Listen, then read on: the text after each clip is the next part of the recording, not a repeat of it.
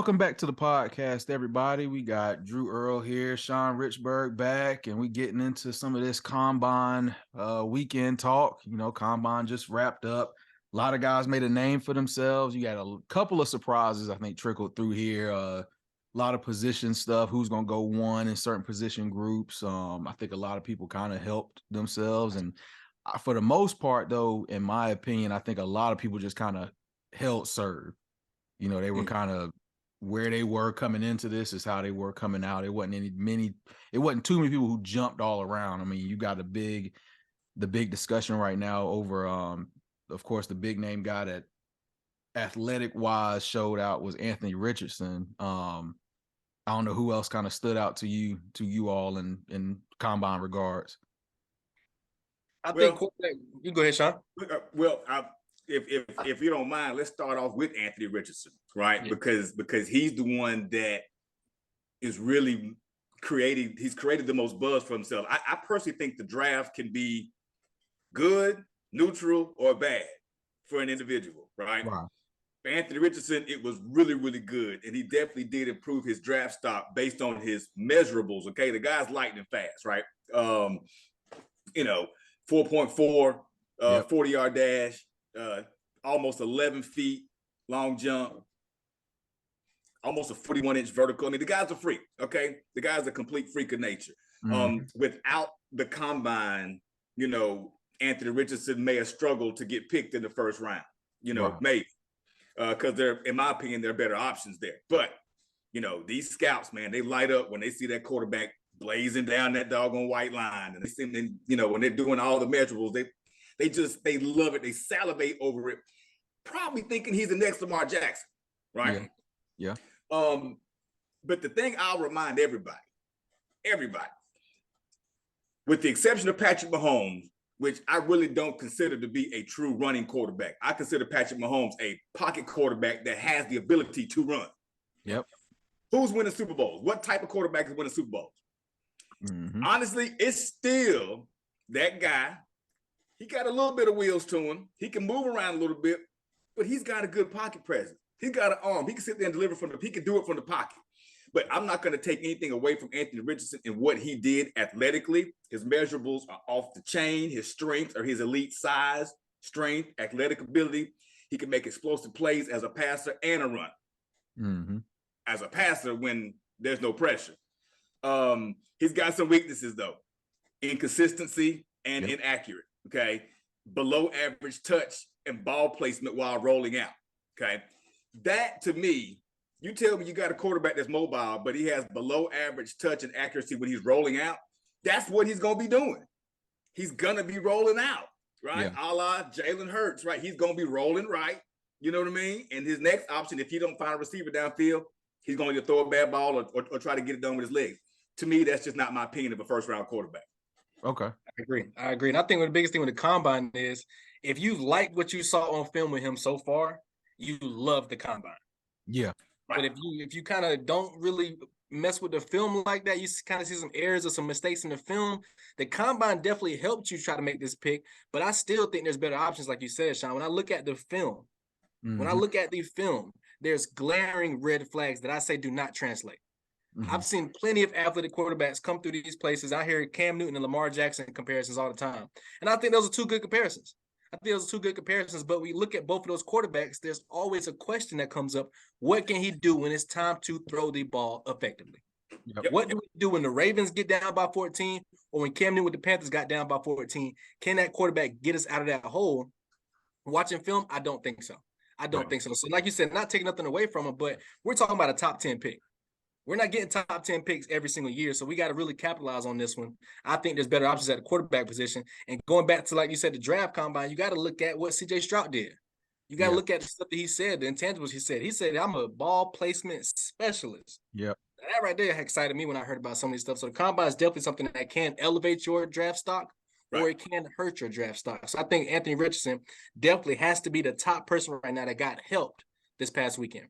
Absolutely. And in regards to Anthony Richardson, I would say you're thinking about spending a top 5 pick on a guy that this past season threw below 54% passing. He had a stretch. I think it was at the beginning of the season. He went like 4 weeks that didn't throw one touchdown at all. And to me, it's like, I get the upside. I get what he can be. But if you're going to spend a top 5 pick on a guy for potential is what I'm going for if I'm looking in rounds 3 and back. Correct.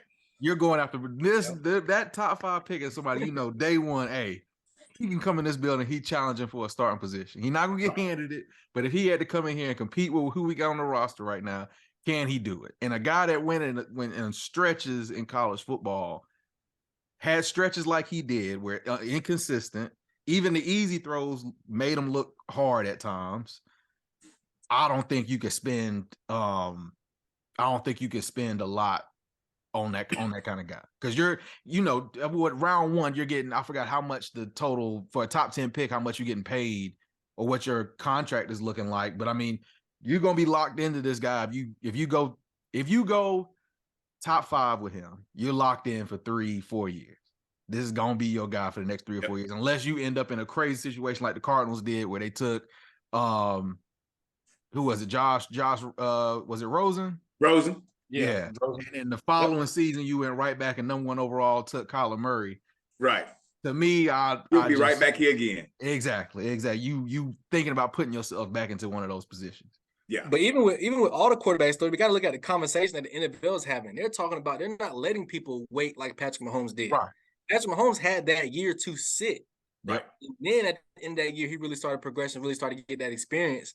I don't think Anthony Richardson going to have that time to sit.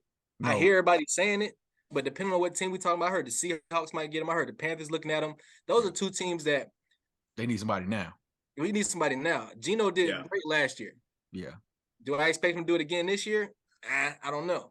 Just wait and see. If Geno go down and lose 3 games, I know the Anthony Richardson comments are going to be coming out. So you really got to look at that guy has to be ready. Right. The top 5 pick, top 6 pick, top 10 pick. You got to be ready. Yeah. So I think it's huge. Yep. I think a guy that, like you mentioned a minute ago, CJ Stroud, I think had a great time at Indy. Yeah. I think from interviewing with teams, throwing, doing all that, nothing that seriously jumped off the page. But to me, if you're looking for somebody that's day one ready, I think he's at the top of the list. I mean, you can argue Bryce Young just because of experience. Bryce has the experience of being in the big games. He's beaten Georgia in his career. He's playing in the SEC. He's got 2 seasons on his back. Even with the injury, he came back and looked good near the end of last season. And I think those 2 are 1A and 1B. No matter which order you put them in, I think that's at the top of the list in the quarterback class this year. Yeah, no, you're right, man. And when you work your way a little further down that list, of course, you got your Will Levises, who, I'll be honest with you, when I was watching him throw, I was really impressed at how the ball just almost shot out of his hand. You know what I'm saying? Almost no effort. He looked like a Brady, Josh Allen, right? He looks like that prototypical guy. Now we look at the film, you see some deficiencies or whatnot, but I would almost be more inclined, me personally, because I'm a pocket guy, to go with somebody like Levis or even a Max Duggan, right? Yeah. I mean, this guy, while he's small, he's still fast. He can still move. He ran a 4.5 second 40-yard dash. That's no slouch numbers. Right. And the kid's a gamer. He is a straight up baller. He makes his reads, gets through his progressions. He does everything you need your quarterback to do, especially in critical situations. Yep. Things that Richardson did not do, things that Bryce Young did, things that CJ Stroud did, things that Stetson Bennett did, right? Yeah. On film, in big games against the best competition.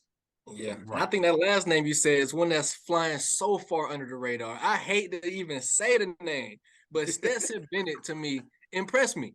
He impressed me at the combine. You think so? He impressed me at the combine. The man's got an arm on him. He's got accuracy. He's been shown he can handle a big-time team.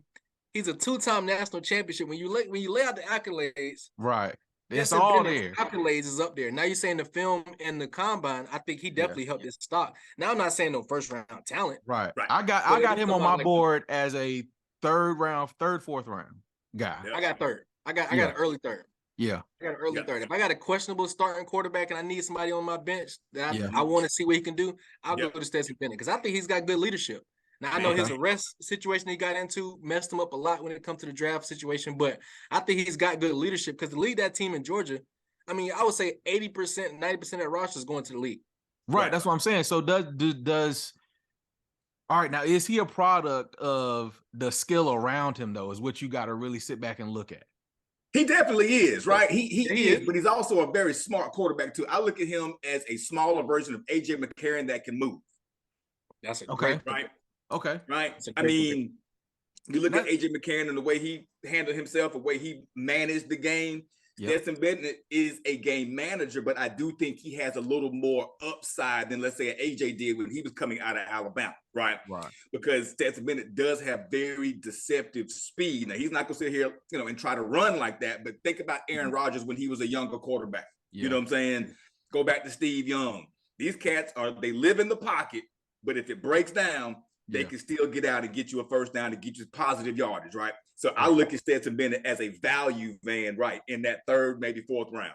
Yeah. But when you think about those names you just rolled off, I'm thinking about Bryce Young. I'm taking him.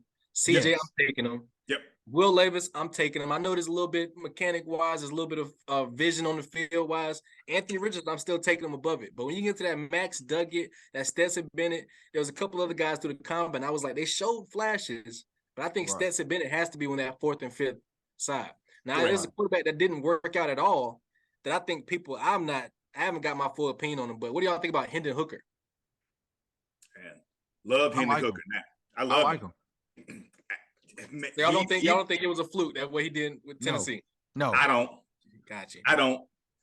I really don't, man. He's going to be what I would call a system quarterback. Yeah. I like Hendon Hooker's pocket presence a whole lot more than Richardson's pocket presence, right?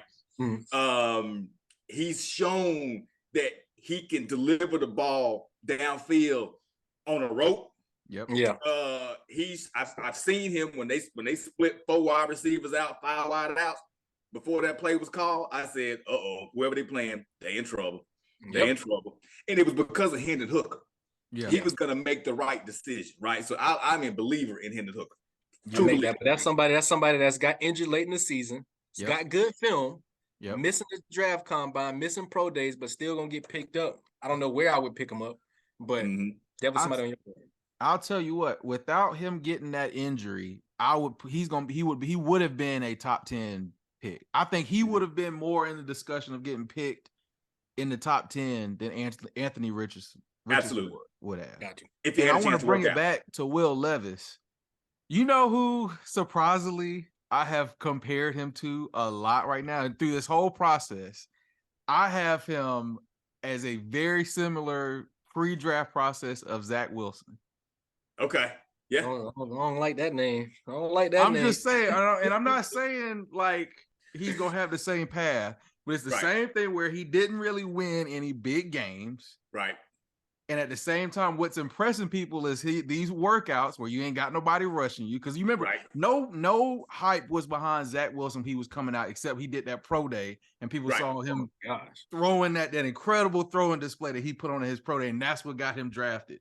And I'm kind of getting this same feeling like that's what's happening with Will Levis. Yeah. Ain't no defense in front of you, nobody rushing you. It's just, hey, can you stand there and throw this ball and throw these routes at this combine? Do the same thing at pro day. That he's talking himself into being a top 10 pick right now. Right. But I'm telling you right now, he can run, and like you were saying, Sean, he can throw the heck out of a ball. I'm not taking that away from him. But what I've seen from him in games, I haven't seen what I need out of a top 10 quarterback. Correct. And that's what's getting me with the way the league is going right now. It used to be where it was a lot of skill players going in the top 10, and you might have 1 or 2 quarterbacks that'll go.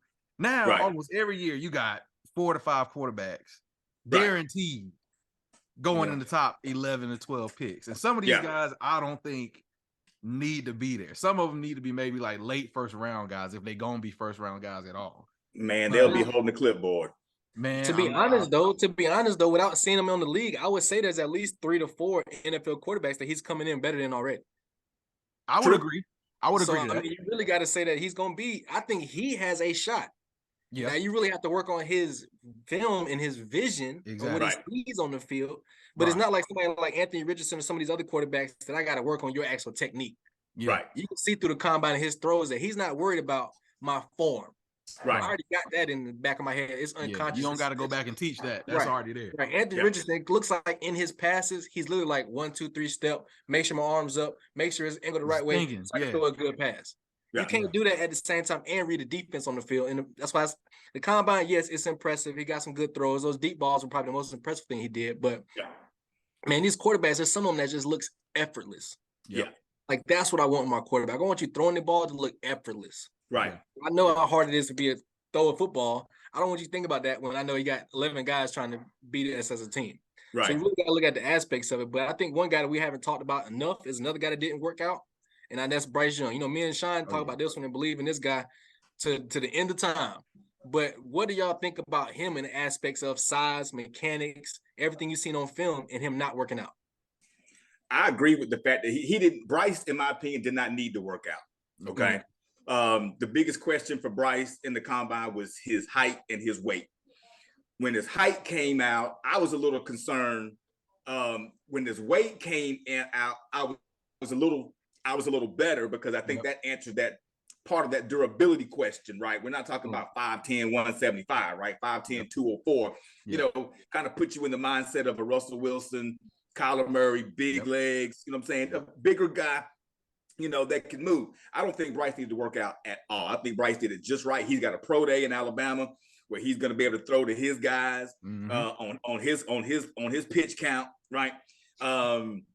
I read in a couple places that they felt like it hurt him because he didn't, but I'm of the impression that he's probably in more of the neutral category, I guess, if you will, with only 2 questions need to be answered, which was height and weight, and they did that. Yeah, I'm in love with him. I'll tell you that right now. Anybody that get him, I think they're gonna get somebody that's good. Now, I would hate to see it, but will he fall victim to getting drafted by the wrong team at the wrong time? Man, listen, I've thought about this extensively, and I was going to ask y'all this question. of the top 2 quarterbacks that could possibly get picked in the first 5 picks, what do y'all think the best landing spot is for a Bryce Young or a CJ Stroud? I'll say this. I'm going Indy. I'm going to say whoever gets to Indy is got the primetime position. Yeah. With the exception of Anthony Richardson. As long as your name is not Anthony Richardson. If your name is CJ Stroud or Bryce Young, you go to Indy, you instant playoff team. I'm telling you. Instant playoff team. Crazy. If you tell me the top team got to worry about for is the Jaguars, we could beat them. Yeah. Right. Because the thing is with Indy is you got weapons already at the receiver position. You've got a running back already in place. You don't got to worry about your running back position. And then it's going to take some of the load off of your running back. By now, you've got a competent quarterback back there throwing the ball now. So now you don't got to run the ball 30 times, 45 times a game just to stay in the game. Now you can ease some of that pressure off him, which is I think that's what happened this year with Jonathan Taylor. I think it was just too much of a workload you trying to put on him. And it just at the end of the season, it just kept breaking down. But I love the Indy spot. I think Houston is a mess right now. Yep. Chicago don't know what they're doing. They don't know how to handle a quarterback, let alone draft. You even have a quarterback coach in Chicago. Man, I'm telling you, running back coach coaching quarterbacks over there. It looks bad. Look like it. But at the same time, so if Indy is the best position, are we agreeing unanimously that Texans is the worst position? That would be bad. Because I honestly am not afraid of the Texans. I don't mind a quarterback going there just because of the division. Right. It's a weak division. I think if you can go in that division and get 8 to 9 wins, you're going to be in a good spot. But I mean, it's tough. But I like the new head coach they got. I like him. I think he's going to come in there and build the right things. I think he's going to have a defensive-minded aspect. So I think he's really going to be the right person. But I think Indy is the best spot. So I'm looking for that one. I'm waiting for that message to come across the screen saying that Indy's traded it for the number 1 pick. I don't care the draft compensation. I want to see it so bad because I'm scared of Chicago with the number 1 pick. I don't know what they're going to do. No clue. Another spot that's a sleeper spot right now is Detroit at 6. Okay. Yeah. How will Detroit look if they grab one of these top quarterbacks now? They got Jared Goff there. He's a game manager at this point in his career. They can win games with him. They almost made the playoffs with him. I think that's fine, but he's not a game breaker or game winner for you behind there. You get a young quarterback out there with Amon-Ra St. Brown. You got who's the guy that went Jameson Williams is there now, healthy. Jetson. And I'm telling you, you got 2 running backs already with Jamal Williams and DeAndre Swift. Yep. So good offensive line. Offensive line is like your team is made. Yep. Yeah. Will a quarterback take over, especially with Aaron Rodgers probably leaving that division? Right. What is it looking like if they go get a quarterback? Right. And you know what? Another thing about Detroit, I think that the league is better when Detroit is good. Now, they're not good all the time, okay? But Detroit is outside of Dallas, who is, America's team. Detroit is the engine, the heartbeat of America, right? I mean, Detroit should be good. Yeah. Right? They got a nice place to play. The front office is run. Yeah. Maybe not the best, but definitely not the worst. They're smart enough to put the pieces around that they have there today. They just a quarterback away, man. Yeah, just a quarterback away. But I think it's a stereotype that Detroit got. I mean, it's a stigma they got to get over with their sports teams. It's not just football; it's almost all. I know. Yeah, they hungry, we got to get out our own way. Yeah, I've never seen a town of sports fans, whether it's baseball, hockey, or football, where these folks still pack the doggone arena out, and y'all will still lose, and they come back. They come back for some more. Even basketball. So basketball, right. The fans come back for more. They're coming back for more. And all you're doing is just losing. I think Detroit is ready and primed to do something special. Yeah. So from what you've seen from the combine, it could be both of y'all. If you was Detroit, who would you look at? Somebody to improve your team? Would you just go quarterback? Or would you say if the quarterback's already gone, what's the next thing that we got to look at? Because I think they should keep going offensive line, or they got to go corner. Man, listen, there's a corner that should be there out of Georgia. Yep. Ringo. My man is 6'2", 207. He is the ideal prototypical size for a cornerback. Yeah. Played at the high level against the best competition in the SEC.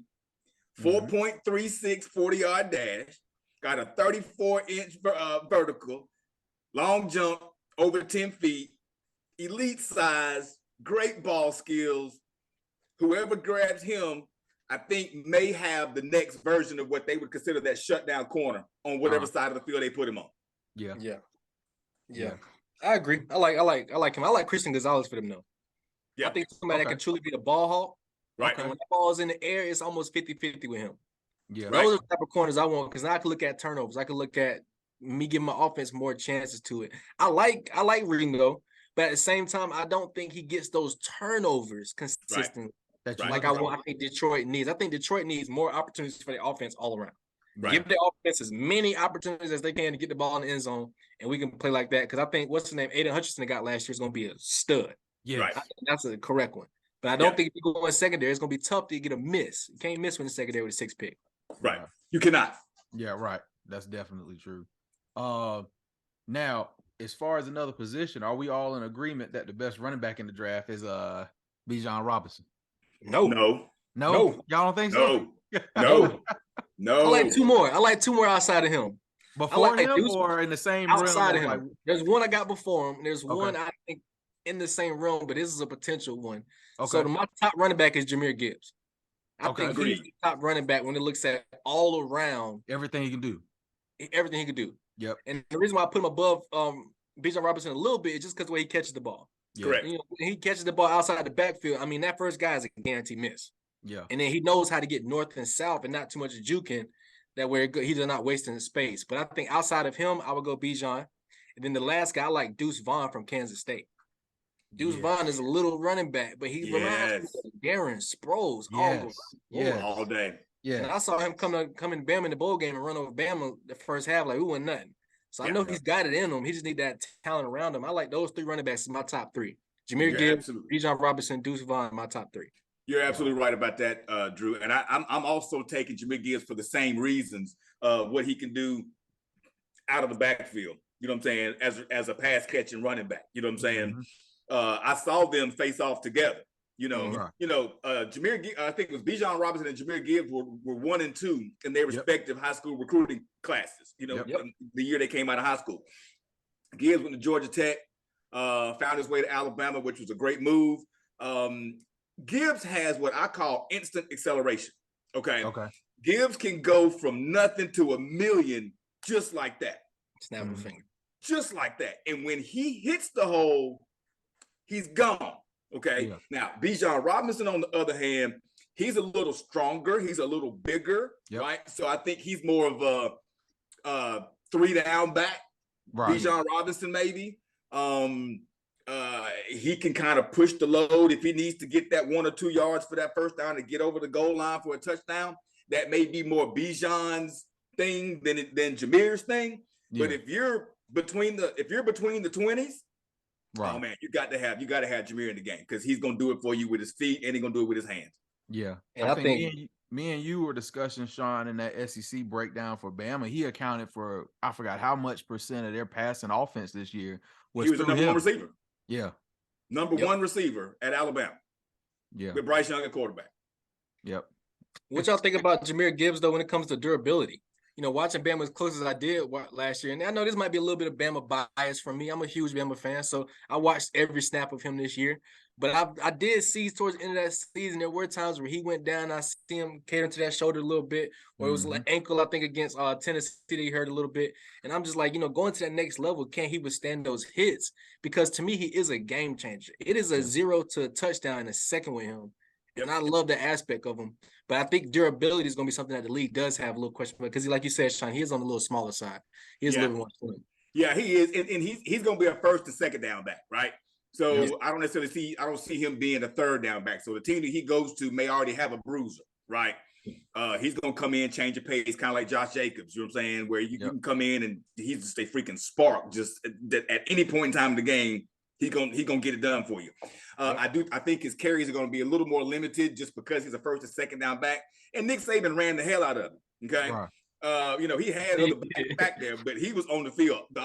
All the time doing a lot of different things. So I think that attributed to some of his lack of durability toward the end of the season. But overall, I don't see it as being a concern at all. Not on first and second down.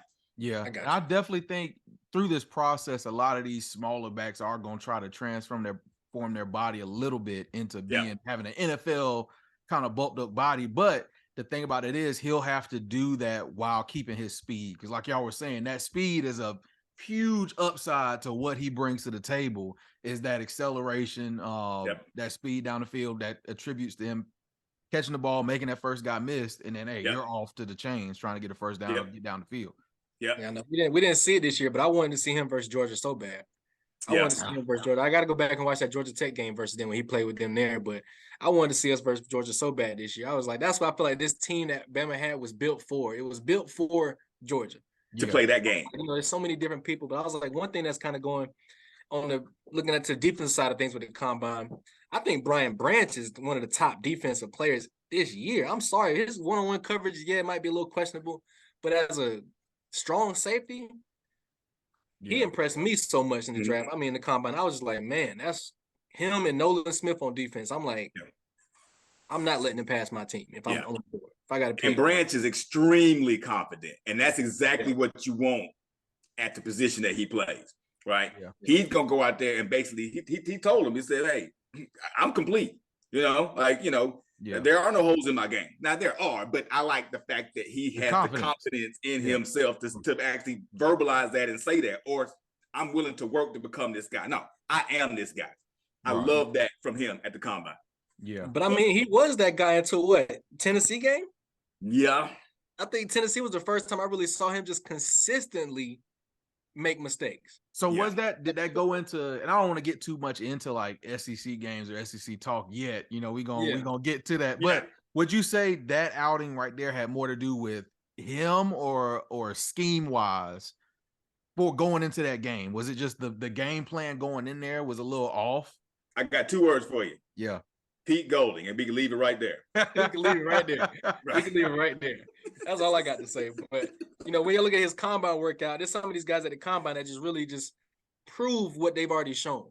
Right. And I think, like I said, Nolan Smith is another one. I mean, Georgia boys showed out at the combine. Yeah. But I'm like, as a linebacker, Yep. I'm like, you've got to be kidding me. That guy's as an athletic freak, truly showing that and stuff like that. But I was like, the defensive stuff at the combine was really impressive. Right. Defense was really impressive at the combine. Quarterbacks were really impressive at the combine. The area I was a little bit disappointed in was the receiving group. Yep. Yeah. So I really didn't see too many true standouts when it came to that. Y'all can maybe give y'all opinion on something y'all saw, but I didn't really see too much. And that was the same thing I was saying last week when we were giving our little preview at the end of the last video. We haven't seen that one guy that like outshines everybody else. I know, Drew, you were saying you liked Jackson Smith as your number one receiver off the board. And I'm telling Jordan Addison worked out. I know a lot of people have Quentin Johnston from TCU as like their 1 and 2 guy. But even then, nothing about their workouts really like shocked me. Like, oh my God, this guy's gonna come in and elevate whatever team he goes to as a number 2 or number 1 receiver immediately. Like, I don't think anybody did that for me in this combine. Man, they didn't. And I'm gonna tell you who I was actually disappointed in. Keyshawn Boutte from LSU. Yes. Yep. Oh my gosh. Right. I'm like, why'd you come? Like, why'd you show up? That's somebody that hurt him. He hurt himself. Right. You know what I mean?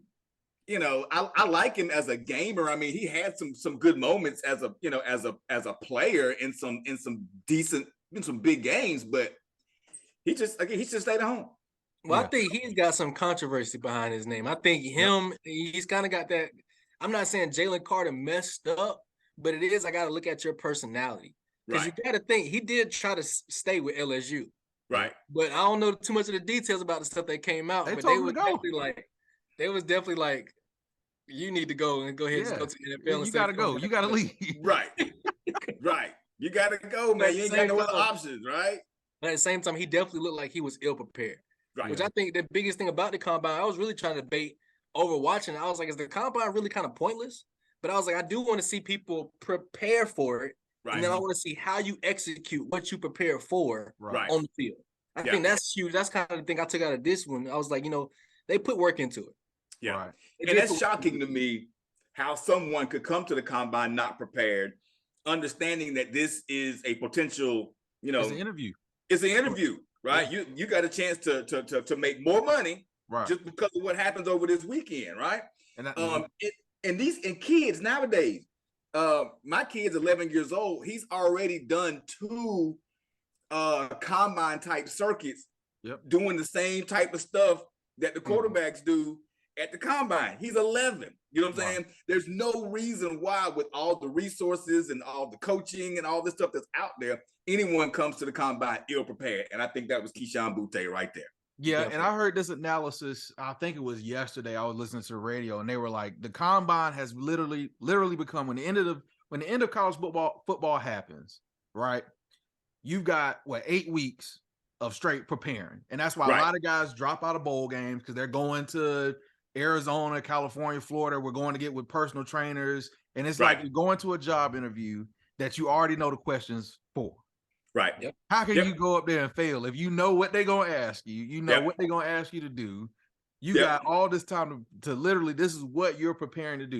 People are going out training for the 40, bench press, out here catching, running routes, throwing the ball, all of that. You're going to prepare.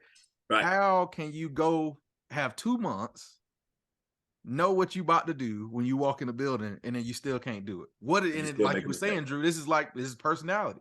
What does that say about you when it comes time to prepare for a season?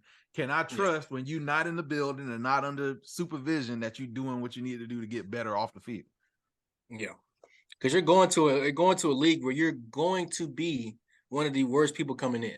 Everybody that's been in the league for years is so much more better than you just by knowledge-wise that you got to catch up. So I don't want to see somebody I'm looking at a player, I'm thinking about picking, and I'm like, I got to question his work ethic. I got to really question, is he really about putting that extra 110% effort and it goes to it. So I know we're getting up on kind of a lengthy call, but that's one of the guys. Do y'all think of anybody else that kind of got hurt from it? Because I got one that's kind of funny to y'all, I think. Man, you know what? The staying with the receivers, I was scratching my head with Jalen Hyatt, right? Yep. Mm-hmm. That's a good one. We saw him perform at a high level, especially in the Bama game, right? I was shocked when I really got his measurables. You know what I'm saying? He's a small guy. You know what I'm saying? Kid's 6 feet tall, 175 pounds.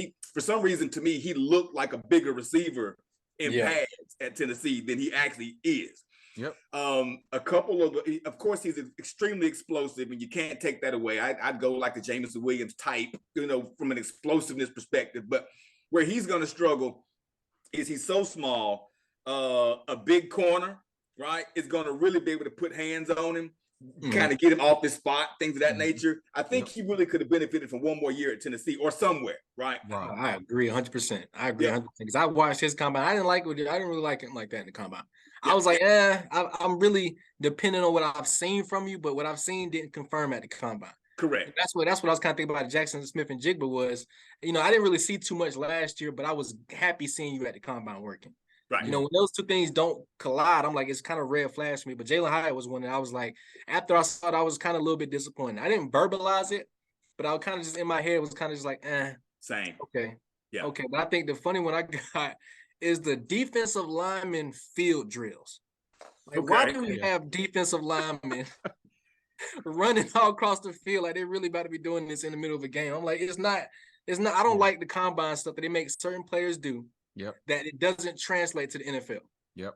Like, why are offensive linemen truly running a 40-yard dash? Yep. Right. Yep. That's what I was about to say. Really look at a 20-yard dash for them and really get like their acceleration, their explosiveness and stuff like that. Like, because they get too far downfield as a flag. So why?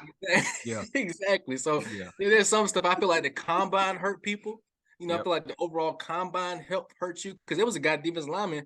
I want to say it was maybe from USC. I want to say towards ACL out there.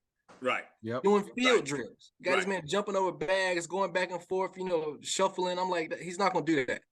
Yeah. He's going to be straight up and down, beating the guy in front of him, getting to the quarterback or getting to the running back in that defense. And so I think the combine hurts some people when it comes to the drills they're asking you to do.